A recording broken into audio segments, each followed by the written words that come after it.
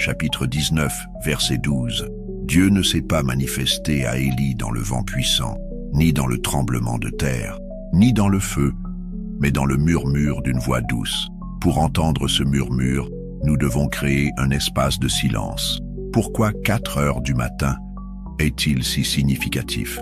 C'est l'heure que les moines et les mystiques ont appelée pendant des siècles l'heure sainte, ce moment juste avant l'aube où la barrière entre le ciel et la terre semble plus mince.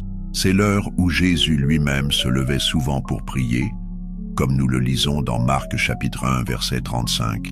Vers le matin, pendant qu'il faisait encore très sombre, il se leva et sortit pour aller dans un lieu désert, où il pria.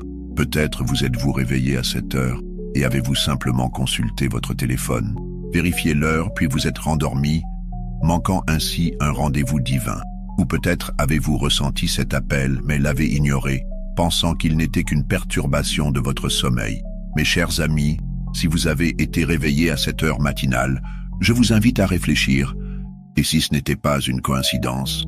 Et si c'était Dieu lui-même qui frappait à la porte de votre âme, cherchant votre attention dans le calme de la nuit? Dans le livre de l'Exode, chapitre 3, Moïse rencontre Dieu dans le buisson ardent. Une expérience qui a changé non seulement sa vie, mais l'histoire de toute une nation. La Bible ne nous dit pas exactement à quelle heure cette rencontre s'est produite, mais les traditions anciennes suggèrent que c'était dans ces heures silencieuses précédant l'aube. C'est dans ce moment de solitude et de tranquillité que Dieu a pu parler clairement à son serviteur. Nous vivons dans un monde qui valorise l'agitation constante, qui nous encourage à remplir chaque moment de notre journée avec des activités, des divertissements, des responsabilités. Mais la sagesse divine nous enseigne autre chose. Le psalmiste nous rappelle, dans le psaume 46, verset 10, « Arrêtez et sachez que je suis Dieu ». Cette invitation à l'immobilité est peut-être l'un des commandements les plus difficiles à suivre dans notre société moderne. Pensez-y un instant. Quand avez-vous vraiment pris le temps de vous arrêter complètement, pas simplement de faire une pause entre 2 activités, mais de véritablement suspendre toute votre agitation pour être pleinement présent devant Dieu? Si vous êtes comme la plupart d'entre nous, ces moments sont devenus rares, voire inexistants. C'est précisément pour cette raison que je crois fermement que ces réveils à 4 heures du matin peuvent être des invitations divines. Dieu, dans sa miséricorde infinie, cherche des moments où nous sommes enfin disponibles pour l'écouter. Et parfois, il doit créer ces moments en nous réveillant quand le monde dort encore. L'apôtre Paul écrit dans sa lettre aux Éphésiens, chapitre 5, verset 14. C'est pourquoi il est dit, « Réveille-toi, toi qui dors. Relève-toi d'entre les morts, et Christ t'éclairera. » Ce n'est pas seulement un réveil physique dont parle Paul, mais un réveil spirituel profond. Pourtant, n'est-il pas fascinant que Dieu utilise souvent un réveil littéral pour initier ce réveil spirituel? Je me souviens d'une femme qui est venue me voir après une réunion d'évangélisation. Les larmes aux yeux, elle m'a raconté comment, pendant plusieurs semaines, elle s'était réveillée exactement à 4 heures du matin. Initialement irritée par cette perturbation de son sommeil, elle avait finalement décidé d'utiliser ce temps pour prier. « Pasteur, m'a-t-elle dit, ces moments dans la présence de Dieu ont complètement transformé ma vie. Des problèmes qui me paraissaient insurmontables se sont dissipés comme la brume matinale sous les premiers rayons du soleil. Mes amis, nous ne comprenons pas toujours les voies de Dieu. Ses méthodes peuvent nous sembler étranges, inconfortables même, mais sa sagesse dépasse infiniment la nôtre. Comme il est écrit dans Ésaïe chapitre 55, versets 8 et 9, « Car mes pensées ne sont pas vos pensées, et vos voix ne sont pas mes voix, dit l'Éternel. Autant les cieux sont élevés au-dessus de la terre, autant mes voix sont élevées au-dessus de vos voix, et mes pensées au-dessus de vos pensées. » Si Dieu vous réveille dans ces heures matinales, ne considérez pas cela comme un inconvénient, mais comme un privilège sacré. Il vous invite à une intimité particulière avec lui, à un moment où votre esprit n'est pas encore encombré par les soucis de la journée. Mes chers amis, avant de poursuivre, votre simple clic sur « J'aime » est comme une offrande dans l'œuvre du Seigneur. Ce petit geste aide notre ministère à atteindre plus d'âmes avec l'Évangile. Si ces paroles ont nourri votre esprit, ce clic pourrait nourrir quelqu'un qui attend l'espoir. Mes chers amis, lorsque Dieu nous réveille dans ces heures matinales, ce n'est pas sans raison. C'est une invitation à participer à 3 pratiques spirituelles puissantes qui peuvent transformer notre vie de façon extraordinaire. Ces pratiques ne sont pas nouvelles. Elles sont aussi anciennes que la foi elle-même, mais leur puissance reste inchangée à travers les âges. La première pratique spirituelle que je souhaite partager avec vous est celle de l'adoration silencieuse. Écoutez attentivement, mes amis. Dans le livre des Lamentations, chapitre 3, versets 22 à 23, nous lisons « Les bontés de l'Éternel ne sont pas épuisées, ses compassions ne sont pas à leur terme. Elles se renouvellent chaque matin. Grande est ta fidélité. » Avez-vous saisi cette vérité merveilleuse? Les compassions de Dieu se renouvellent chaque matin. Lorsque vous vous réveillez à 4 heures du matin, c'est comme si vous aviez un accès privilégié aux compassions fraîches de Dieu avant même que le reste du monde ne s'éveille. C'est comme être le premier à récolter la manne céleste, tout comme les Israélites devaient la recueillir tôt le matin, avant que le soleil ne la fasse fondre. L'adoration silencieuse n'est pas simplement réciter des prières ou chanter des cantiques, bien que ces pratiques soient précieuses. Il s'agit plutôt de se tenir dans la présence de Dieu avec révérence et émerveillement, reconnaissant sa grandeur, sa sainteté et sa bonté. C'est un moment où nous cessons de parler pour simplement être devant lui, laissant son esprit toucher notre esprit. Je me souviens d'un pasteur au Brésil qui m'a raconté comment il avait traversé une période de sécheresse spirituelle intense. Ses sermons semblaient vides, ses prières mécaniques. Dans son désespoir, il a crié à Dieu pour obtenir de l'aide. Quelques jours plus tard, il s'est réveillé inexplicablement à 4 heures du matin. Au lieu de se rendormir, il a senti une impulsion à simplement s'asseoir en silence devant Dieu. Pas de requête, pas de parole, juste sa présence offerte au Seigneur.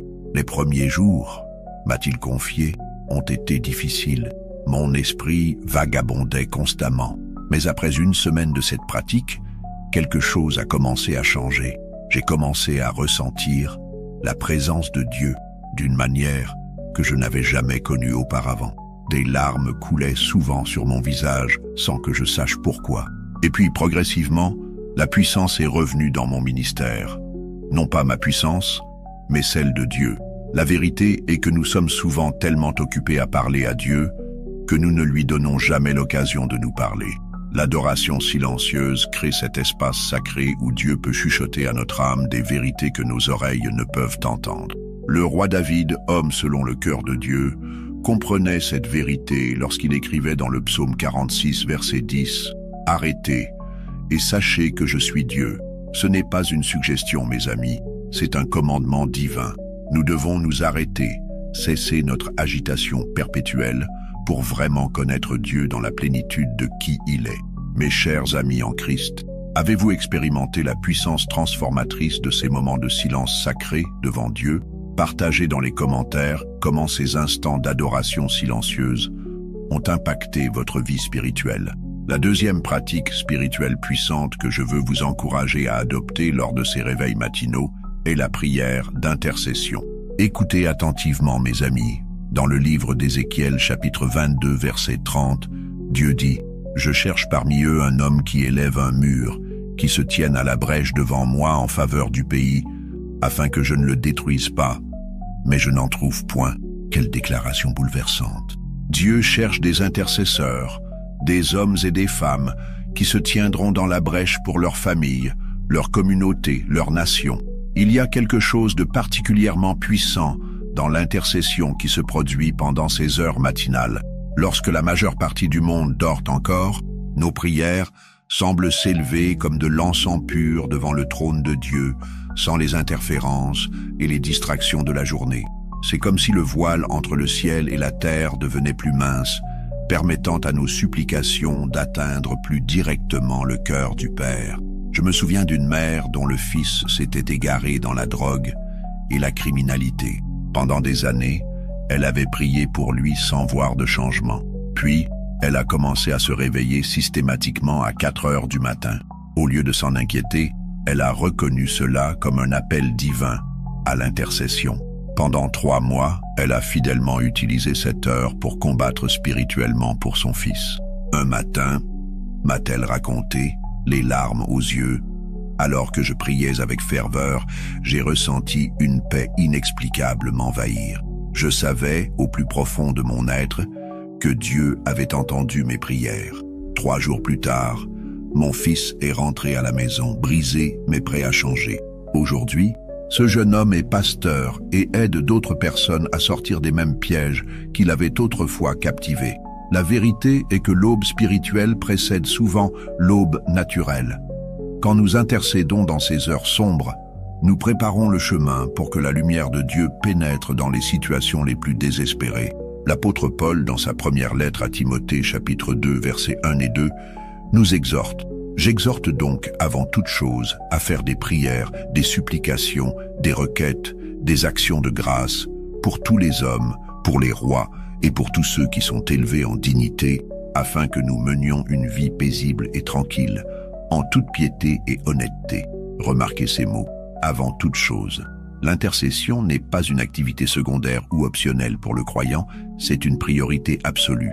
Lorsque vous vous réveillez à 4 heures du matin, considérez les personnes dans votre entourage qui ont désespérément besoin de l'intervention divine. Votre conjoint fait-il face à des défis écrasants? Vos enfants s'éloignent-ils de la foi?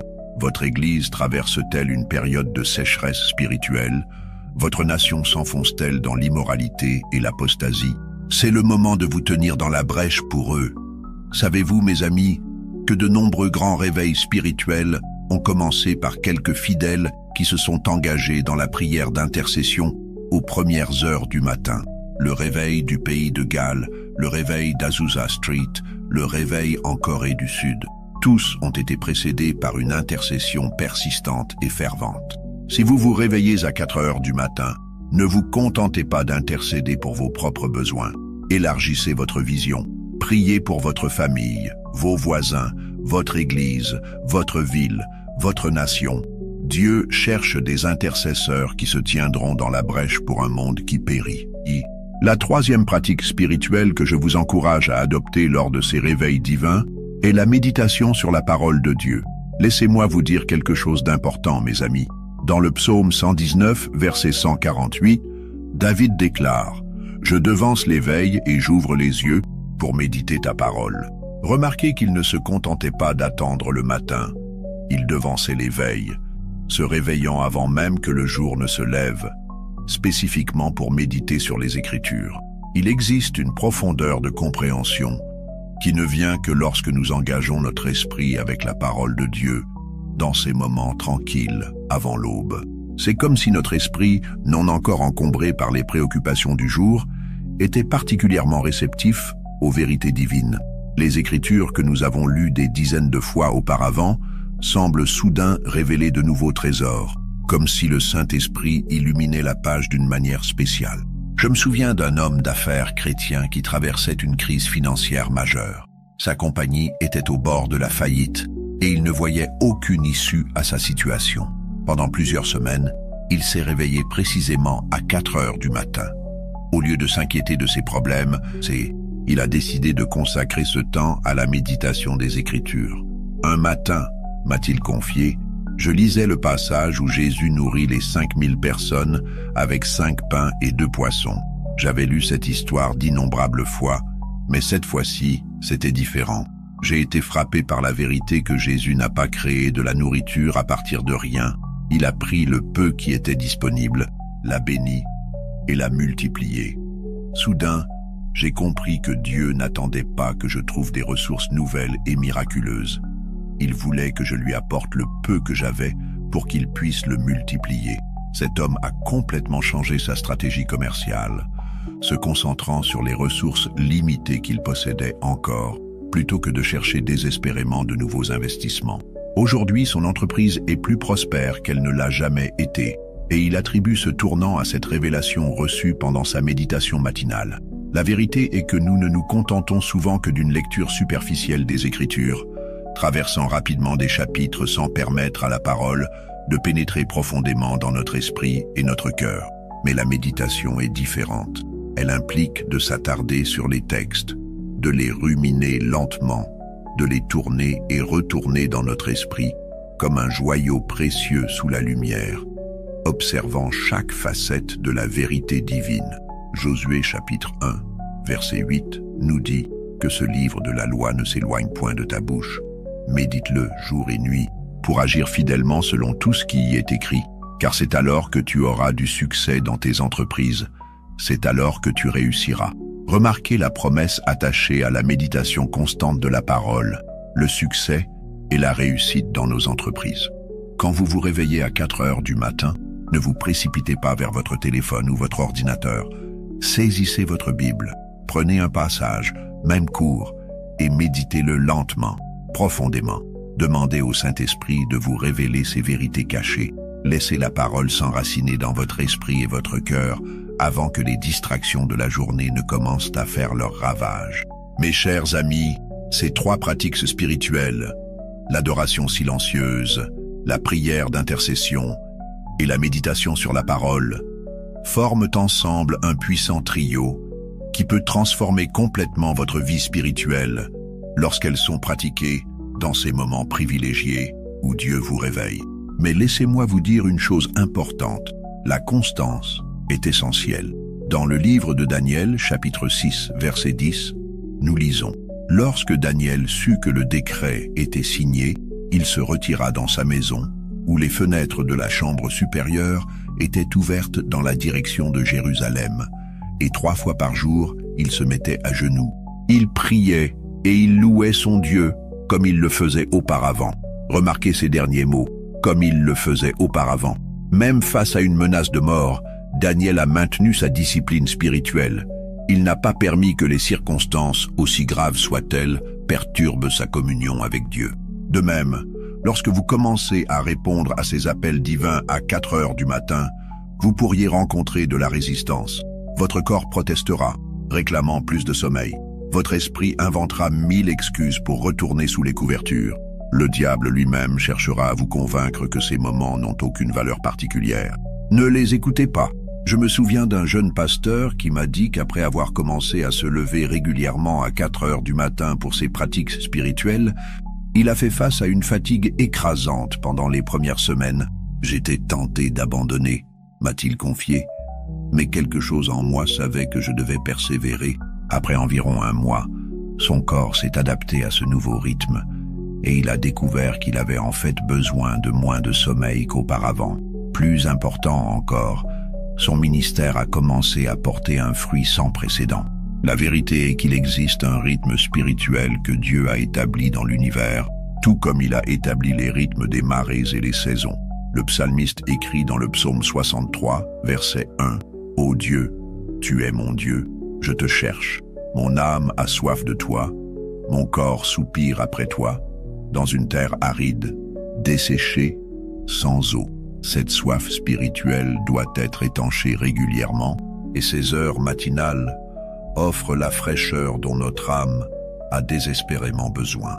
Aussi, ne vous découragez pas si, certains matins, vous vous réveillez à 4 heures et ne ressentez aucune inspiration particulière. La vie spirituelle n'est pas toujours une succession d'expériences émotionnelles intenses. Parfois, c'est simplement l'acte de fidélité qui consiste à se présenter devant Dieu, même quand nous ne ressentons rien de spécial. C'est dans ces moments de fidélité apparemment stériles que se construit souvent la force spirituelle la plus profonde. En conclusion de cette section, mes amis, je veux vous encourager avec les paroles de l'apôtre Paul dans Galates, chapitre 6, verset 9. « Ne nous lassons pas de faire le bien, car nous moissonnerons au temps convenable, si nous ne nous relâchons pas. » Ces réveils à 4 heures du matin sont des semences que vous plantez dans le jardin de votre vie spirituelle. Certaines germeront immédiatement, d'autres mettront du temps. Mais si vous persévérez dans ces 3 pratiques puissantes, je vous promets, sur l'autorité de la parole de Dieu, que vous récolterez une moisson d'une richesse inimaginable. La question n'est donc pas « Pourquoi suis-je réveillé à 4 heures du matin ?» mais plutôt « Que vais-je faire de ce don précieux que Dieu m'accorde ?» Mes chers amis, j'aimerais maintenant aborder un sujet que beaucoup d'entre vous ressentent peut-être en ce moment même. Vous vous dites, c'est merveilleux cette idée de rencontrer Dieu à 4 heures du matin, et c'est ce mais que nous devons confronter ensemble.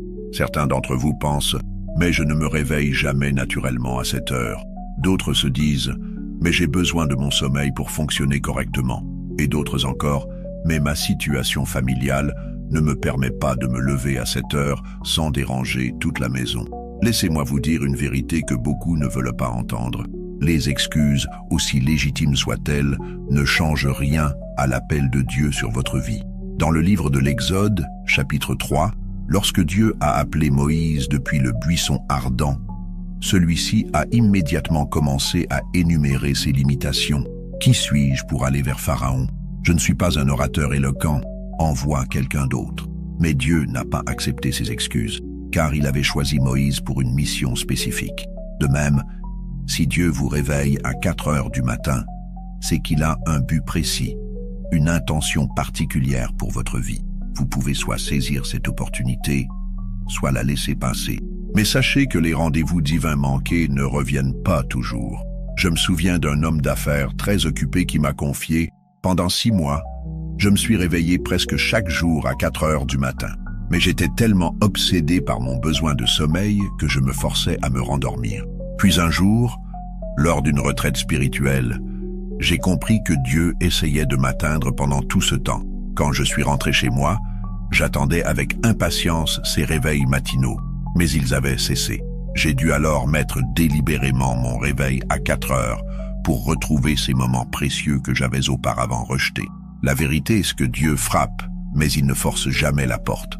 Comme il est écrit dans Apocalypse chapitre 3, verset 20, « Voici, je me tiens à la porte et je frappe. Si quelqu'un entend ma voix et ouvre la porte, j'entrerai chez lui, je souperai avec lui et lui avec moi. » Notez bien, Dieu frappe, mais c'est à nous d'ouvrir la porte. Si vous êtes préoccupé par votre besoin de sommeil, permettez-moi de vous rappeler les paroles de Jésus dans Matthieu chapitre 6, verset 33. « Cherchez premièrement le royaume et la justice de Dieu, et toutes ces choses vous seront données par-dessus. » Lorsque nous donnons à Dieu la primauté dans notre vie, il prend soin de nos besoins physiques d'une manière que notre logique humaine ne peut comprendre.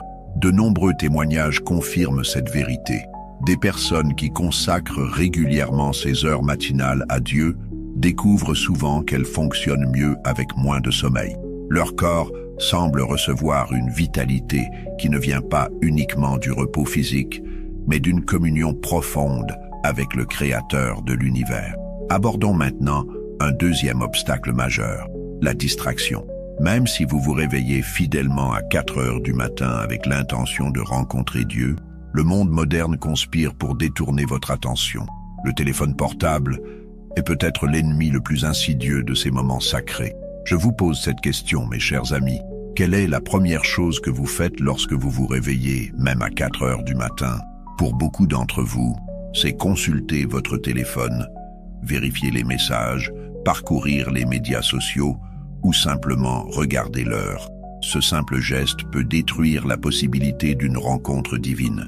Dans le livre de l'Exode, chapitre 3, verset 5, lorsque Moïse s'approche du buisson ardent, Dieu lui dit « N'approche pas d'ici, ôte tes souliers de tes pieds, car le lieu sur lequel tu te tiens est une terre sainte. » Avant même que Moïse puisse entendre ce que Dieu avait à lui dire, il devait reconnaître la sainteté du moment et s'y préparer adéquatement.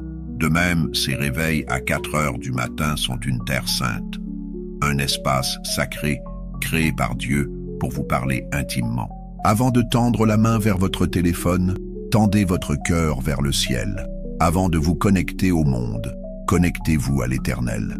Un pasteur africain m'a raconté comment, dans son village, de nombreux croyants se réveillent avant l'aube pour prier.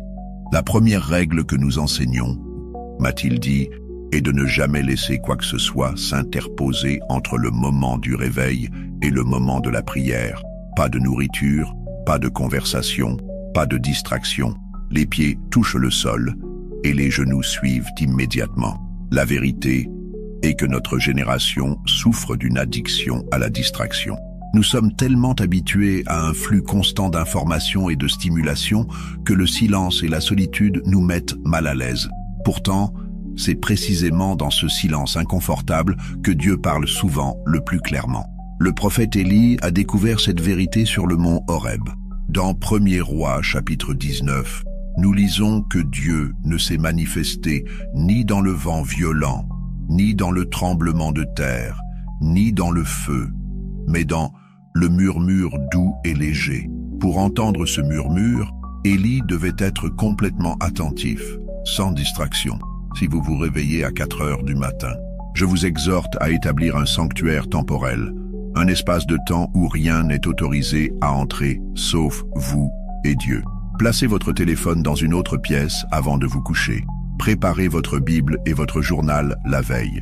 Créez un environnement qui facilite la rencontre avec Dieu plutôt que de l'entraver. Un troisième obstacle est l'inconsistance. Beaucoup d'entre vous ont peut-être expérimenté ces réveils matinaux de façon sporadique. Vous avez goûté à la douceur de ces rencontres divines, mais vous n'avez pas établi un rythme régulier. Dans le livre de Daniel, nous voyons que le prophète priait 3 fois par jour, régulièrement. Cette discipline l'a ancré si profondément dans sa relation avec Dieu qu'il a pu faire face à la fosse au lion sans fléchir dans sa foi. La constance dans notre vie spirituelle n'est pas simplement une bonne habitude, c'est le creuset dans lequel notre caractère chrétien est forgé. Ces rendez-vous matinaux avec Dieu, lorsqu'ils deviennent une pratique régulière, ne sont plus seulement des événements dans notre calendrier, mais des piliers qui soutiennent toute notre existence. Le quatrième obstacle que je veux aborder est peut-être le plus subtil mais aussi le plus dangereux, l'autosatisfaction spirituelle. Certains d'entre vous pratiquent peut-être déjà une forme de dévotion matinale. Vous vous dites, je prie déjà, je lis ma Bible, j'ai ma routine spirituelle bien établie, pourquoi devrais-je changer? Laissez-moi vous dire quelque chose d'important, mes amis. Dans le livre de l'Apocalypse, chapitre 2, versets 4 et 5, Jésus s'adresse à l'église d'Éphèse en ces termes. « Mais ce que j'ai contre toi, c'est que tu as abandonné ton premier amour. Souviens-toi donc d'où tu es tombé. Repens-toi et pratique tes premières œuvres. » Même cette église, connue pour ses bonnes œuvres et sa persévérance, avait besoin d'un réveil spirituel. Notre marche avec Dieu n'est jamais statique. Soit nous avançons, soit nous reculons. Si nous nous contentons d'une routine confortable, nous risquons de manquer les nouvelles dimensions de communion que Dieu veut nous offrir. Je me souviens d'un ancien pasteur, respecté dans sa communauté pour sa fidélité à l'enseignement de la parole. Après 40 ans de ministère, il a commencé à se réveiller inexplicablement à 4 heures du matin. Au début, m'a-t-il confié, j'étais irrité. Je pensais avoir gagné le droit à un sommeil paisible après tant d'années de service. Mais quelque chose m'a poussé à utiliser ce temps pour prier différemment. Non pas pour demander ou intercéder comme j'en avais l'habitude, mais simplement pour adorer en silence. Les larmes aux yeux, il m'a dit, j'ai découvert que pendant toutes ces années, je connaissais beaucoup de choses sur Dieu, mais je ne le connaissais pas aussi intimement que je le pensais. Ces moments matinaux ont transformé mon ministère dans ces dernières années, le rendant plus puissant qu'il ne l'avait jamais été. La vérité est que Dieu a toujours des profondeurs inexplorées à nous révéler, quelle que soit notre maturité spirituelle. Comme l'apôtre Paul l'écrit aux Philippiens, chapitre 3, versets 13 et 14, « Mes frères, je ne pense pas l'avoir saisi, mais je fais une chose, oubliant ce qui est en arrière et me portant vers ce qui est en avant, je cours vers le but pour remporter le prix de la vocation céleste de Dieu en Jésus-Christ. » Si vous vous réveillez à 4 heures du matin, considérez cela comme une invitation divine à explorer de nouvelles dimensions dans votre relation avec Dieu, même si vous avez déjà une vie de prière établie. Mes chers amis, en conclusion de cette section, je veux vous poser une question simple mais profonde. Quel sacrifice êtes-vous prêt à faire pour répondre à l'appel de Dieu? Car c'est bien de cela qu'il s'agit. Un sacrifice. Sacrifier quelques heures de sommeil. Sacrifier le confort. Sacrifier les distractions. Dans le livre de Malachie, chapitre 1, verset 8, Dieu réprimande son peuple. Quand vous offrez en sacrifice une bête aveugle, n'est-ce pas mal? quand vous en offrez une boiteuse ou infirme. N'est-ce pas mal?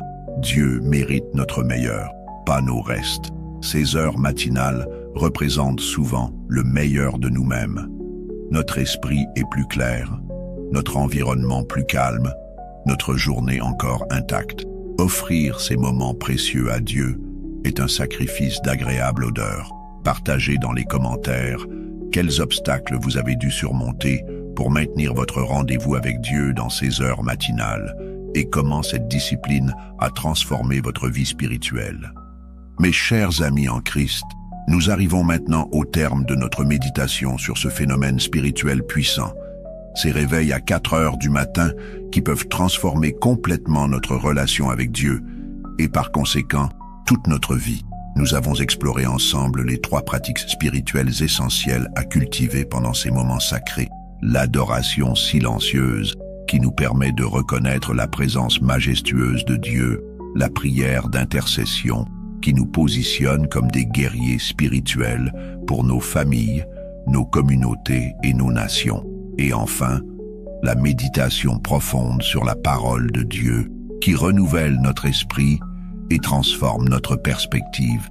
Nous avons également confronté les obstacles qui peuvent nous empêcher de saisir ces opportunités divines, les excuses qui semblent légitimes, les distractions incessantes, l'inconsistance de notre discipline et l'autosatisfaction spirituelle qui nous fait croire que nous n'avons plus rien à découvrir dans notre marche avec Dieu. Maintenant, je vous pose cette question cruciale. Que ferez-vous la prochaine fois que vous vous réveillerez à 4 heures du matin? Retournerez-vous simplement sous vos couvertures, considérant ce réveil comme une nuisance à votre repos? Ou reconnaîtrez-vous l'appel divin et répondrez-vous « Me voici, Seigneur, parle, car ton serviteur écoute ». Dans le livre de Samuel, chapitre 3, le jeune Samuel entend Dieu l'appeler pendant la nuit, mais ne reconnaît pas immédiatement sa voix. Ce n'est qu'avec l'aide du prêtre Élie qu'il apprend à répondre correctement. De même, peut-être n'avez-vous pas reconnu jusqu'à présent que ces réveils matinaux pouvaient être la voix de Dieu vous appelant à une communion plus profonde avec lui. Mais maintenant que vous le savez, vous portez la responsabilité d'y répondre. Je vous invite, mes amis, à prendre un engagement solennel aujourd'hui. La prochaine fois que vous vous réveillerez à cette heure, au lieu de vous retourner pour vous rendormir, levez-vous, allez dans un endroit tranquille. Commencez par l'adoration silencieuse, passez à l'intercession fervente, puis nourrissez votre âme de la méditation sur les Écritures. Faites-le pendant 1 semaine, puis 2, puis 1 mois, et je vous promets, sur l'autorité de la parole éternelle de Dieu, que vous commencerez à voir des transformations profondes, d'abord dans votre propre vie spirituelle, puis dans les situations et les personnes pour lesquelles vous intercédez. Prions ensemble. Père céleste, nous te remercions pour ton amour infini et ta grâce abondante. Nous reconnaissons que tu nous appelles à une communion plus profonde avec toi, même dans ces heures matinales où le monde dort encore. Donne-nous la force de répondre à ton appel, de surmonter notre paresse et nos distractions. Ouvre nos oreilles spirituelles pour entendre ta voix et nos cœurs pour recevoir tes instructions. Que ces rendez-vous divins deviennent les moments les plus précieux de notre journée, transformant notre vie et, à travers nous, le monde qui nous entoure. Au nom puissant de Jésus-Christ. Amen. Mes amis bien-aimés, cette méditation vous a-t-elle fait réfléchir sur l'importance des moments spirituels matinaux? Partagez dans les commentaires comment vous prévoyez de répondre à ces appels divins à 4 heures du matin. Et n'oubliez pas de cliquer sur « J'aime » si ce message vous a béni. Cela nous aide à partager ces vérités divines avec davantage de personnes qui en ont besoin. Avant de partir, je vous encourage vivement à regarder notre prochain message qui apparaîtra sur votre écran. Il contient des révélations essentielles qui compléteront parfaitement ce que vous venez d'entendre aujourd'hui. Ils l'ont vaincu par le sang de l'agneau et par la parole de leur témoignage. Apocalypse 12, 11. Pas affaibli, pas contenu, vaincu, définitivement. Mais comment ce sang agit-il vraiment? Ce n'est pas une formule magique. Ce n'est pas une récitation automatique. Ce sang est un acte légal dans les tribunaux célestes. Il est votre contrat de rachat, votre preuve irréfutable que vous appartenez à Dieu, Quand l'ennemi vous voit parler du sang sans le comprendre, il n'a pas peur. Il vous observe. Il cherche une faille. Mais quand vous l'appliquez avec discernement, il recule. Parce qu'il ne voit plus vous. Il voit la croix. Il voit le prix payé. Il voit que vous savez maintenant qui vous êtes. Répétez ceci dans votre cœur. Je suis une preuve vivante que le sang de Jésus parle encore. Cette phrase, inscrivez-la dans les commentaires si elle résonne en vous. Elle est votre déclaration, votre témoin. Elle devient une semence de foi pour ceux qui liront après vous. Imaginez un instant. Votre enfant dort paisiblement, vos nuits redeviennent calmes, votre foyer respire à nouveau l'harmonie, les portes fermées s'ouvrent sans forcer. Rien de tout cela n'est une promesse vide. Ce sont les effets réels d'une application profonde du sang. Pas sur vos lèvres, mais sur votre cœur, vos pensées, vos paroles, votre maison. Il est temps de passer de la posture défensive à une autorité offensive. D'arrêter de subir et commencer à régner. Le sang n'est pas simplement un abri. Il est une arme, une proclamation, un décret céleste. Mais pour l'utiliser, vous devez comprendre ce qu'il représente réellement dans l'histoire de la rédemption. Retournez avec moi à ce moment clé dans l'Ancien Testament. Exode chapitre 12. Le peuple hébreu est sur le point d'être libéré. Dieu donne une instruction étrange, prendre le sang d'un agneau et en couvrir les portes. Ce sang n'a pas été appliqué à la hâte, il a été placé avec intention, avec foi, avec précision. Et cette nuit-là, la mort est passée, sans toucher ceux qui étaient couverts. C'est plus qu'un symbole, c'est un modèle, un code céleste. Ce sang, aujourd'hui encore, parle dans le monde invisible. Il dit, celui-ci est protégé, celui-ci est à moi, celui-ci ne peut pas être touché. Alors pourquoi vivre comme si vous étiez à découvert? Pourquoi accepter que l'ennemi établisse son camp dans votre esprit, votre famille, votre destinée? Chaque fois que vous appliquez le sang de Jésus avec foi et révélation, vous rappelez au monde spirituel que la victoire n'est pas à venir. Elle est déjà accomplie. Ne quittez pas cette vidéo sans avoir laissé une trace. Cliquez sur « J'aime », pas juste pour soutenir, mais pour dire « Je prends position ». Je crois dans cette vérité. Elle est pour moi. Et surtout, partagez-la. Car ce que vous venez d'entendre peut sauver une vie, restaurer une maison ou simplement réveiller une âme endormie. Ce n'est plus un avertissement. C'est une certitude. La 10e plaie arrive. Et elle ne fera pas de distinction. La mort des premiers-nés s'apprête à frapper l'Égypte comme un cri silencieux venu du ciel. Mais écoutez bien, Dieu ne dit pas à son peuple de prier plus fort. Il ne dit pas d'espérer que ça passe. Il donne une instruction nette comme une lame. Prenez un agneau sans défaut, égorgez-le au coucher du soleil, et appliquez son sang sur les poteaux et le linteau de vos portes. Pourquoi? Parce que dans le monde spirituel, ce n'est pas ce que vous ressentez qui compte. C'est ce que vous appliquez avec foi.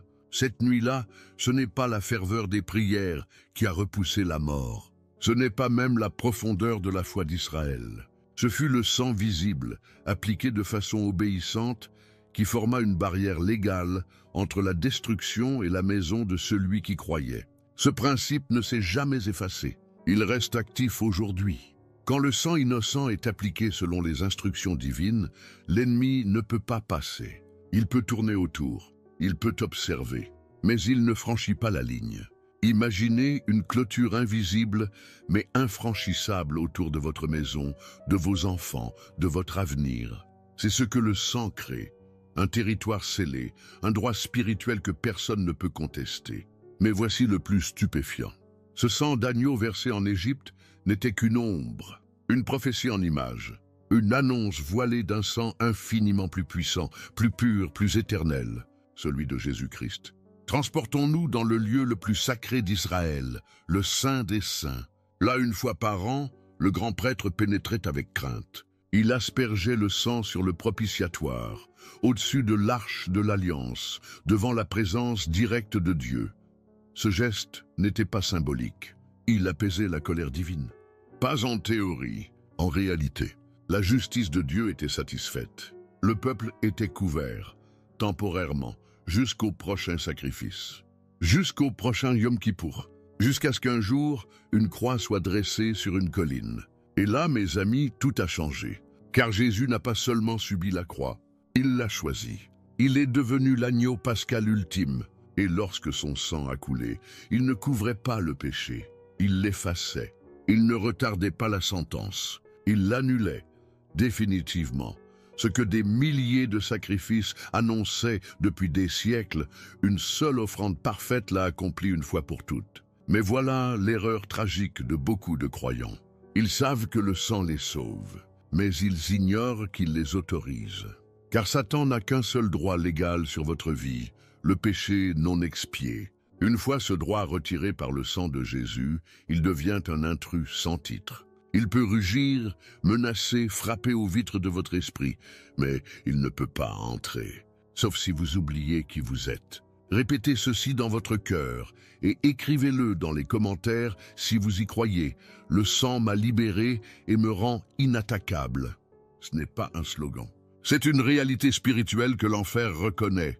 Imaginez maintenant ce qui se passe quand vous réalisez que vous détenez ce titre spirituel, que vous êtes propriétaire de votre paix, de votre destinée, de votre autorité. L'ennemi ne vous vole plus avec ruse. Vous le chassez avec force. Comme un cambrioleur surpris par le propriétaire légitime, vous ne suppliez pas. Vous montrez le contrat, scellé par le sang, et vous ordonnez son expulsion. Mais attention, cette autorité ne s'improvise pas. Elle s'applique, avec révélation, avec conviction, avec fermeté. Chaque goutte versée au calvaire est une signature céleste qui dit « Ce territoire m'appartient ». Et l'ennemi, même furieux, sait qu'il ne peut contester un verdict déjà gravé dans l'éternité. Alors posez-vous cette question. Êtes-vous encore en train de vivre comme un locataire spirituel? Ou avez-vous pris possession de votre héritage? Ce message n'est pas là pour vous toucher. Il est là pour vous réveiller, pour vous rappeler que la croix n'est pas un symbole de souffrance, mais une démonstration de victoire. L'apôtre Paul l'a dit avec puissance. Il a dépouillé les dominations et les autorités et les a livrées publiquement en spectacle en triomphant d'elles par la croix. Colossiens 2,15. Cette image, c'est celle d'un général romain qui expose ses ennemis désarmés, humiliés, enchaînés. Voilà ce que Jésus a fait à l'enfer tout entier. Chaque goutte de sang qui tombait sur cette colline brisait une chaîne invisible. Chaque plaie infligée au Sauveur était une victoire future déposée dans vos mains. Et maintenant, c'est à vous d'en faire usage. Et s'il existait une arme si puissante, si précise, qu'une seule goutte suffirait à briser ce que des années de prière n'ont jamais pu ébranler. Ce n'est pas un mythe, ce n'est pas une exagération. C'est une réalité spirituelle que l'enfer redoute à chaque instant. Car chaque goutte du sang de Jésus n'a pas seulement coulé, elle a parlé, elle a hurlé dans les ténèbres, c'en est fini. Ce sang n'a jamais été une relique figée dans l'histoire. Il est un courant vivant, une rivière de puissance, une vérité qui agit ici, maintenant, dans votre vie. Le sang ne raconte pas un souvenir. Il opère une délivrance. Ce n'est pas un symbole, c'est une dynamique active. Lorsque Jean écrit « Le sang de Jésus nous purifie de tout péché », il ne parle pas du passé. Il parle du présent. D'un flux qui continue de couler, de purifier, de protéger, chaque instant, même maintenant. Et si vous sentez que ce message vous perce le cœur, ce n'est pas un hasard. Quelque chose en vous sait que l'heure est venue, l'heure de se lever, l'heure de déclarer, même silencieusement, « Le sang me libère ». Imaginez un instant, votre âme est un vase. Et ce vase, chaque jour, est exposé à la poussière, aux attaques, aux souvenirs douloureux, aux pensées qui vous empoisonnent. Mais une source est disponible, une source qui ne s'épuise jamais, une source qui ne demande qu'à être ouverte. Et la question que vous devez vous poser n'est pas « Est-ce que Dieu veut agir ?» La vraie question est « Ai-je oublié d'ouvrir cette source ?» Il y a des zones de votre vie que vous avez enfermées. Des blessures anciennes que vous avez recouvertes de silence, des voix intérieures qui vous répètent que vous n'êtes pas assez, que vous êtes trop tard, que vous êtes trop brisé. Mais ce n'est pas la vérité. La vérité, c'est qu'aucune chaîne ne résiste à une goutte bien appliquée. Ce sang entre là où les mots échouent. Il descend dans les racines. Il défait les malédictions. même celles que vous ne connaissez pas. Il traverse les générations. Il brise ce qui semblait inévitable. Et vous devez comprendre ceci. Ce n'est pas votre intensité émotionnelle qui déclenche la puissance. Ce n'est pas votre performance. Ce n'est de même pas la durée de vos prières. C'est votre compréhension. Le sang agit par révélation, pas par répétition. C'est un acte juridique dans les sphères spirituelles. Quand vous proclamez avec foi « Ce que Jésus a accompli m'appartient maintenant », vous activez un verdict céleste. C'est comme appuyer sur un sceau divin, incontestable, inviolable. Regardez autour de vous. Ce combat que vous menez, cet enfant qui s'éloigne, cette douleur qui revient sans cesse, ce poids que vous portez en silence. Vous n'avez pas besoin de tout comprendre pour libérer ce qui a déjà été accompli. Il suffit d'une phrase, d'une seule, dite avec foi. Et cette phrase, c'est peut-être celle que vous n'avez encore jamais osé dire.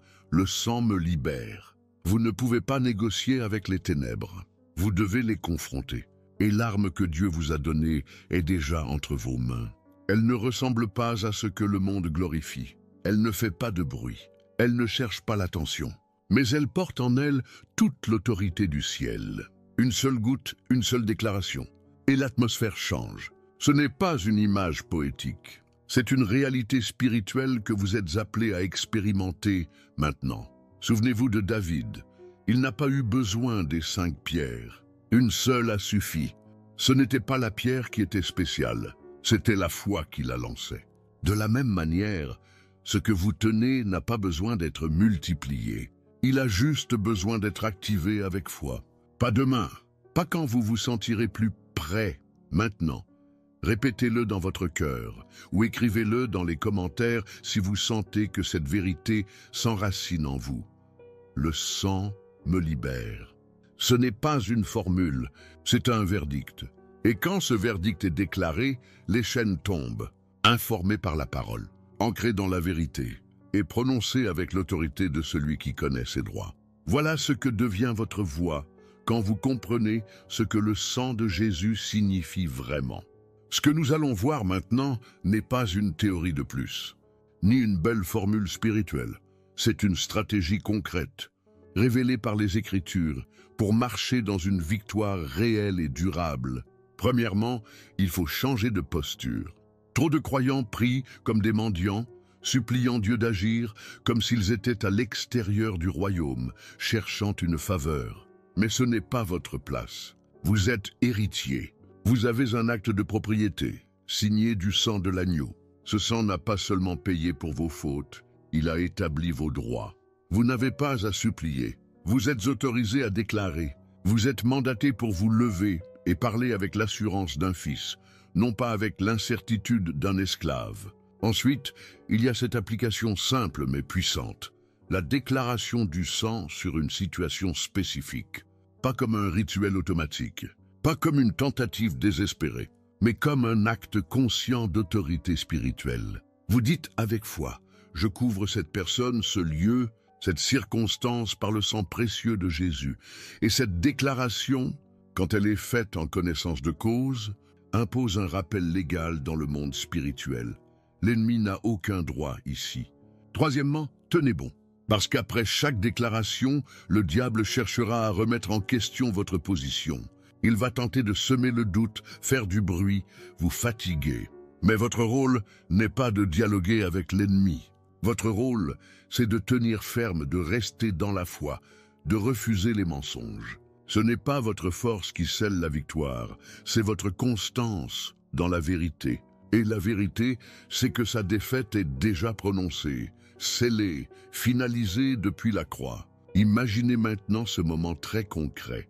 Votre enfant fait des cauchemars, la peur vous serre. L'instinct voudrait prier toute la nuit, en panique. Mais vous choisissez une autre voie. Vous entrez dans la chambre, pas avec l'anxiété, mais avec l'autorité. Et vous déclarez une seule fois, par le sang de Jésus, je couvre le sommeil de cet enfant. Toute puissance des ténèbres se retire maintenant au nom de Jésus. Et vous sortez de la pièce, non pas inquiet, mais en paix. Parce que vous savez que ce n'est pas votre émotion qui protège, c'est le sang qui parle. Et quand le sang parle, tout l'univers obéit. Ce type de posture change tout. Il transforme votre manière de prier, de parler, de réagir. L'autorité du sang n'est pas bruyante, elle est assurée, silencieuse parfois, mais implacable. Et c'est cette autorité que vous pouvez utiliser pour briser les cycles d'anxiété dans votre maison, restaurer la paix dans votre couple, sécuriser l'avenir de vos enfants. Ce n'est pas une promesse vague, c'est un héritage. Maintenant, voici quelque chose que peu réalisent. Ce sang ne couvre pas seulement votre présent. Il entre dans votre passé pour restaurer. Et il précède aussi votre futur pour préparer. Il se dépose sur les lieux que vous n'avez pas encore atteints. Il protège des attaques que vous ne voyez pas encore. Quand vous marchez dans la révélation du sang, votre vie entière devient un territoire sacré, inaccessible aux ténèbres. Et c'est là que le combat change. Vous ne réagissez plus au mal. Vous l'empêchez d'entrer. Souvenez-vous, une simple phrase dite avec foi peut faire trembler les fondations de l'enfer. Vous n'avez pas besoin de crier ni de prier toute la nuit. Vous avez juste besoin de parler en tant qu'héritier et de croire que le ciel vous soutient à chaque mot.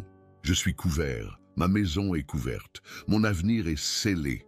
Que cette phrase vous accompagne, qu'elle résonne dans vos pensées. Et si vous le sentez, écrivez-la dans les commentaires. Laissez votre foi parler. Enfin, inclinez maintenant vos cœurs pour cette prière. Père Céleste, merci pour le sang précieux de ton Fils. Aujourd'hui, je prends conscience de l'autorité que ce sang m'a donnée. Je ne suis plus sous la peur, ni sous la honte. Par ce sang, je couvre ma maison, ma famille, mes pensées. Je déclare que Satan n'a plus aucun droit légal ici. Tout a été payé. La victoire est acquise.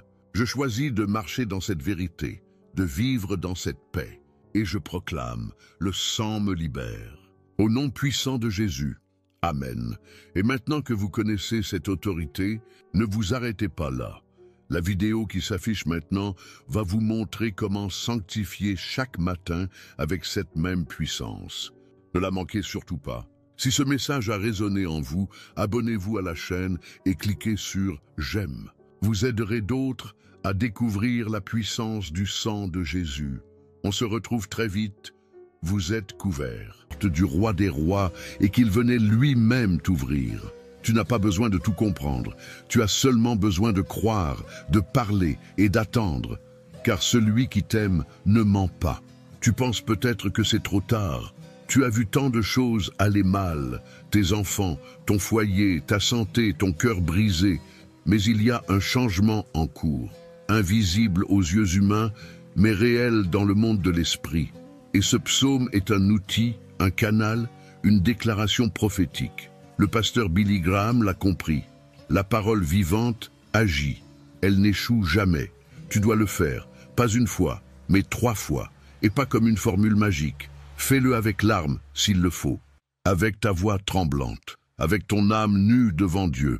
Et dis-lui, Seigneur, j'y crois encore. J'y crois malgré tout.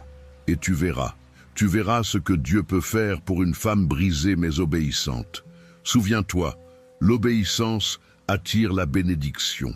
Le ciel n'est pas sourd, Dieu est juste. Et ce psaume, 3 fois sur tes lèvres, devient une offrande de foi, un encens de prière, une semence spirituelle puissante. Ne le sous-estime pas, ma sœur. Il est vivant, il est actif, et il va ouvrir des portes que tu croyais définitivement fermées. Aujourd'hui est un jour nouveau. Ce que tu fais aujourd'hui dans la foi résonnera dans les cieux. Ne doute pas. Prends ce psaume, lis-le, proclame-le 3 fois et attends-toi à voir l'impossible s'agenouiller devant le Dieu Tout-Puissant. Ma chère femme de Dieu, toi qui portes tant de poids dans ton cœur, laisse-moi te dire ceci. Ton cri a de la valeur. Tes larmes ne sont pas ignorées. Tu n'es pas invisible pour Dieu. Ce psaume que nous récitons ensemble n'est pas juste un texte, c'est une voix, ta voix. Et Dieu entend. Il entend celle qui se lève chaque matin, fatiguée, mais qui prie encore. Il entend celle qui prie au fond de la nuit, quand personne ne voit. Tu crois que tu es faible? Non, tu es forte. Tu continues à prier même quand tu n'as plus de force. Et ça, ma sœur, c'est une foi que le ciel honore. Le pasteur Billy Graham disait souvent que Dieu répond au cœur brisé, pas aux prières parfaites. Ce psaume récité 3 fois avec ton cœur sincère, c'est comme frapper 3 fois à la porte du ciel. Et à la 3e, Dieu se lève. N'aie pas peur d'être honnête avec Dieu. Dis-lui tout. Récite ce psaume et laisse tes larmes couler si elles doivent couler. Tu n'as rien à prouver. Tu n'as pas besoin d'être forte devant lui. Tu dois juste être vrai. Ce psaume te porte. Il te donne des mots quand tu n'en as plus. Il te couvre quand tu te sens exposé. Il te relève quand tu es à genoux. Ma sœur, écoute-moi bien. Quand tu prononces ces paroles, c'est ton âme qui parle, et Dieu répond toujours à une âme qui crie vers lui. Il ne reste jamais silencieux quand une mère prie pour son fils, quand une grand-mère intercède pour ses petits-enfants. Il est un Dieu de génération. Ce que tu fais aujourd'hui, ce que tu proclames avec foi, va libérer des bénédictions sur ta descendance. Tu n'es pas en train de perdre ton temps. Tu n'es pas seul à te battre. Le ciel est en guerre pour toi. Et ce psaume, ce n'est pas un rituel. C'est une arme, une déclaration, une promesse que tu rappelles à Dieu, et Dieu honore sa parole. Tu as le droit de lui rappeler ce qu'il a promis. Et il aime ça. Il aime quand une femme de foi s'empare de sa parole avec courage. Le pasteur Billy Graham disait « Il faut prêcher à son âme ». Alors aujourd'hui, prêche à ton âme. Parle-lui avec autorité. Dis-lui « Tu ne vas pas mourir dans la peur, tu vas vivre pour voir la gloire de Dieu ». Ce psaume, 3 fois par jour, c'est ton médicament spirituel. C'est ton refuge. C'est ton arme cachée. Ne baisse pas les bras.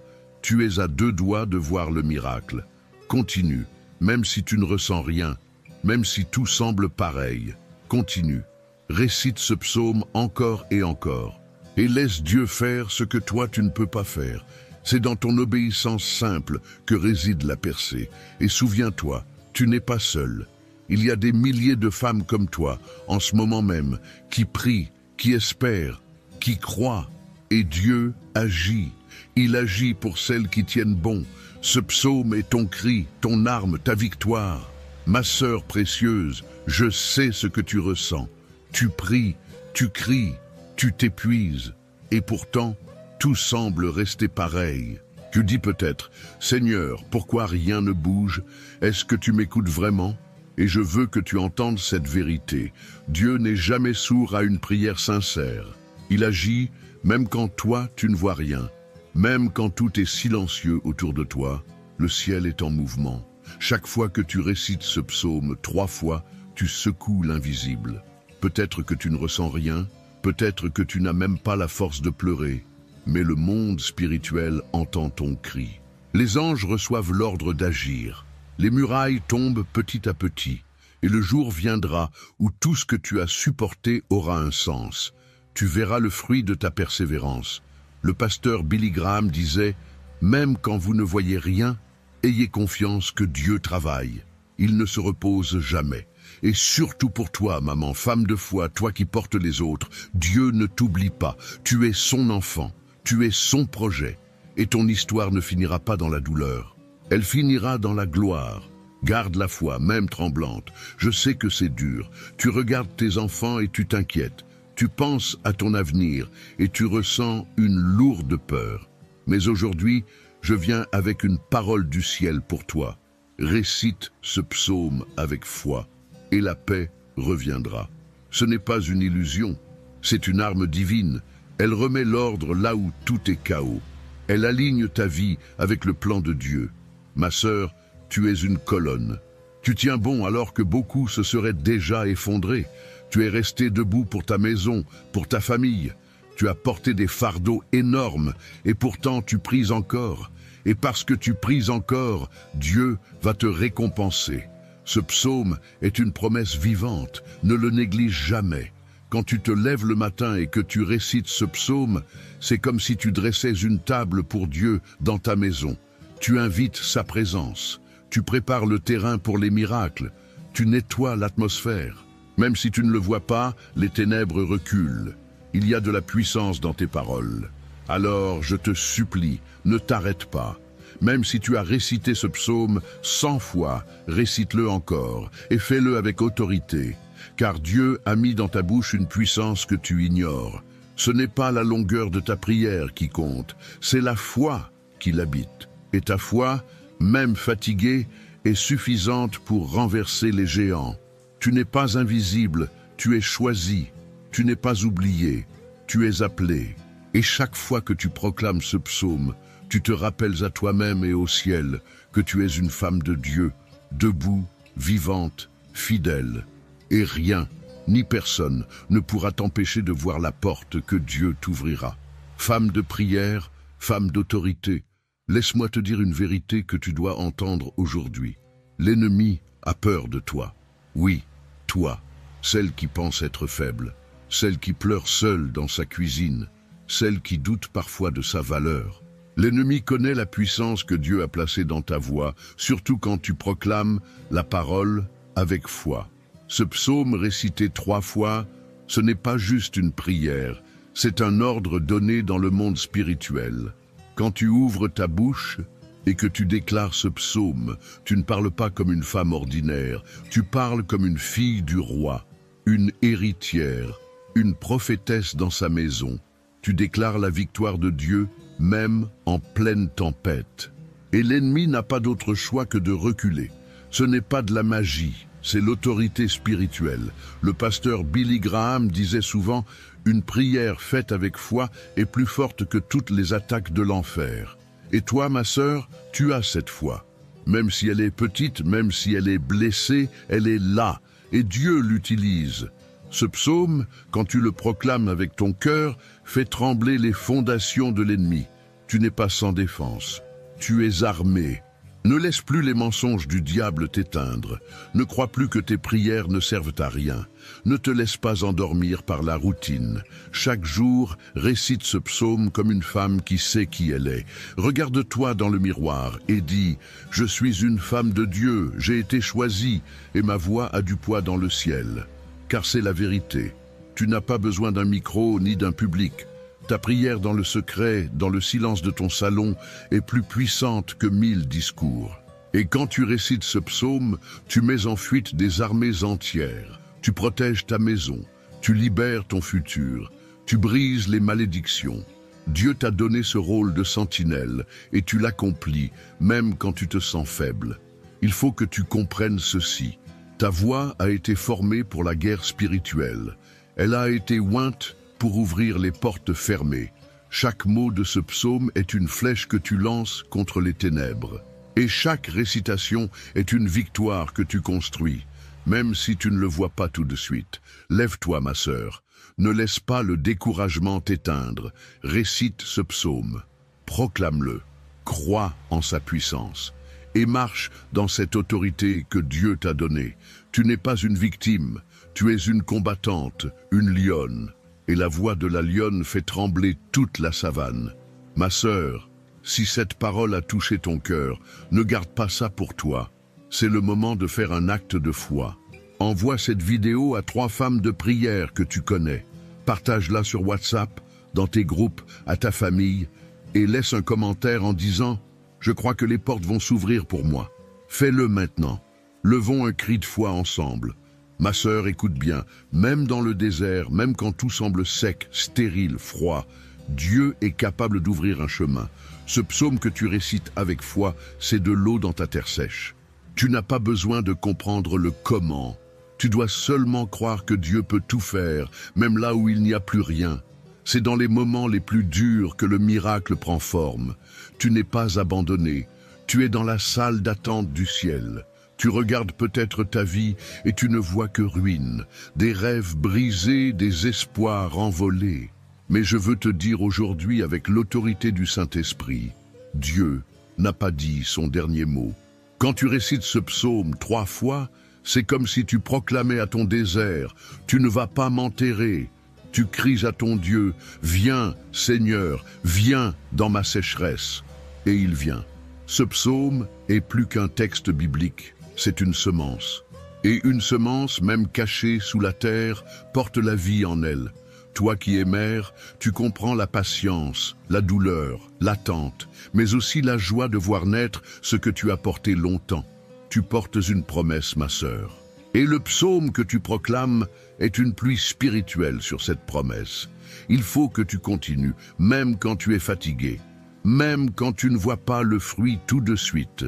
Le désert est long, mais la pluie de Dieu n'est jamais en retard. Ce psaume récité 3 fois chaque jour, c'est un acte de foi qui attire la nuée, et la nuée amène la pluie.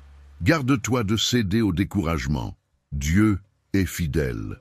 S'il t'a permis de rester debout jusqu'à aujourd'hui, c'est parce qu'un miracle est proche. Le pasteur Billy Graham disait que Dieu n'a jamais abandonné une femme qui met sa foi en lui. Et toi, tu as prié, tu as tenu, tu as pleuré, mais tu n'as pas abandonné. Ce psaume est une réponse divine. C'est une proclamation contre la stérilité, contre la sécheresse. C'est une déclaration que le désert va fleurir. Souviens-toi de toutes les fois où tu pensais que c'était fini. Et pourtant, tu es encore là. Ce n'est pas par hasard, c'est parce que Dieu a un plan. Et ce psaume, c'est comme si tu remettais ta vie dans ses mains. C'est une offrande, une confiance totale. Et Dieu ne méprise jamais une femme qui s'abandonne à lui avec foi. Tu n'es pas folle de continuer à croire. Tu es sage, tu es rempli d'une foi rare, précieuse, puissante. Et même si les autres ne comprennent pas ton combat, Dieu, lui, le comprend. Et il te regarde, et il te dit aujourd'hui, « Ma fille, continue à proclamer ce psaume, continue à me faire confiance. Ton désert va devenir un jardin. N'abandonne pas maintenant, tu es trop près. Le vent commence à changer, le silence commence à se briser. Et quand tu récites ce psaume, c'est comme si tu annonçais au ciel, « Je suis prête, je crois encore. » Et le ciel répondra. Tu verras la gloire de Dieu dans ta vie. Ma sœur, tu es peut-être en pleine tempête en ce moment. Tout bouge, rien ne semble stable. Les émotions, les finances, les relations. Tu te sens perdu, sans ancre, fatigué de lutter contre des vagues qui te dépassent. Mais je suis ici pour te dire, au nom de Jésus-Christ, Dieu est dans la barque avec toi. Et ce psaume récité 3 fois est comme un cri, « Seigneur, calme les vents » et il les calmera. Le pasteur Billy Graham disait que Dieu ne promet pas une vie sans tempête, mais il promet sa présence dans chaque tempête. Et toi, femme courageuse, tu n'as pas coulé, tu es encore debout. Même avec les genoux faibles, même avec les mains vides, tu pries encore. Et ça, c'est un miracle. Ce psaume est ton abri dans la tempête. Quand tu le proclames, tu ne fais pas juste une belle lecture. Tu déclares que tu ne vas pas mourir ici. Tu refuses de couler. Tu refuses de te noyer dans la peur, dans le chagrin, dans le doute. Tu cries à ton Dieu, viens, prends le gouvernail. Et il le fait, car il est fidèle. Il est le seul capable de dire à la mer, silence, tais-toi. Ma sœur, ta foi n'a pas besoin d'être grande. Elle a juste besoin d'être vivante. Même une petite flamme dans la nuit éclaire tout autour. Ce psaume que tu récites est une lumière dans ton chaos. Il te rappelle que tu n'es pas seul, que Dieu veille, qu'il ne dort pas. Il connaît chaque vague et il marche même dessus. Tu as l'impression que ça dure trop longtemps, que tu ne tiendras plus? Je te comprends, mais Dieu t'a soutenu jusque-là. Il ne t'a pas laissé sombrer. Et ce psaume est une corde. Accroche-toi, chaque mot est une main tendue. Chaque récitation est une promesse. Je suis avec toi. Tu ne vas pas mourir dans cette tempête. Tu vas en sortir transformée, renforcée, victorieuse. Et un jour, tu regarderas en arrière et tu diras « Dieu m'a porté ». Ce psaume que tu récites est une ancre. Il te stabilise dans la foi. Il te recentre sur celui qui ne change pas. Jésus, ne laisse pas les vagues te faire taire. Ouvre la bouche. Proclame, même en pleurant, même fatigué. Récite ce psaume 3 fois comme une femme qui a décidé de faire confiance, même dans l'orage. Et le miracle viendra. La paix viendra. La mer s'apaisera. Le Dieu qui a calmé la tempête des disciples est le même aujourd'hui. Et il te regarde, il te serre contre son cœur, il entend ta voix. Et il va répondre. Continue à proclamer ce psaume, ma sœur, car ce n'est pas la fin. C'est juste un chapitre. Et le meilleur reste à venir. Partage ce message maintenant à une autre femme de prière. Tu connais une sœur qui a besoin d'entendre cela? Envoie-le sur WhatsApp, Facebook, peu importe. Mais ne garde pas ce feu pour toi. Et commente, Ma tempête va s'apaiser au nom de Jésus. Nous allons élever un cri de victoire ensemble. Ma précieuse sœur, je veux que tu respires profondément maintenant et que tu entendes ceci. Dieu ne t'a jamais rejeté à cause de tes erreurs. Tu as fait des choix, oui. Tu as chuté, oui. Mais tu es revenu. Tu as levé les yeux vers le ciel. Tu as supplié avec des larmes. Et tu continues à prier. Tu continues à réciter ce psaume, parfois sans force. Et ça, ma sœur, c'est tout ce que Dieu attendait. Le pasteur Billy Graham disait « Dieu pardonne plus vite que les hommes n'accusent. Les gens regardent ton passé, mais Dieu regarde ton cœur aujourd'hui. Il voit cette femme brisée, mais courageuse, qui continue de venir à lui, et il est ému. Tu crois que tes fautes t'empêchent d'ouvrir des portes? Non, ma sœur. La grâce ouvre les portes que la honte voulait fermer. Chaque fois que tu récites ce psaume 3 fois, tu déclares à ton passé « Tu ne m'as pas détruite. Je suis encore debout et Dieu m'a lavé. » Tu rappelles à ton âme que tu es une fille du roi. Tu te réalignes avec ton identité céleste. Tu refuses de rester dans la culpabilité. Tu choisis la lumière. Tu choisis le pardon. Ma sœur, Dieu est spécialiste pour restaurer ce que les hommes jugent irrécupérable. Ce psaume est une prière de guérison, une prière de retour, une déclaration de confiance. Tu n'as pas besoin d'être parfaite, tu dois juste être vraie. Et Dieu se penche toujours vers les cœurs vrais, même blessés, même fatigués. Ne laisse pas la voix du diable t'éteindre. Il t'accuse, il te murmure que tu n'es pas digne, que Dieu t'a oublié. Mais il ment. Tu es aimé, tu es choisi, tu es pardonné. Ce psaume, récité chaque jour, est une épée qui coupe ses mensonges à la racine. Tu n'es pas une erreur, tu es une œuvre en cours, dans les mains d'un Dieu patient et fidèle. Tu veux que Dieu t'ouvre une porte? Commence par te pardonner toi-même. Et proclame ce psaume comme une femme libérée. Ne baisse pas la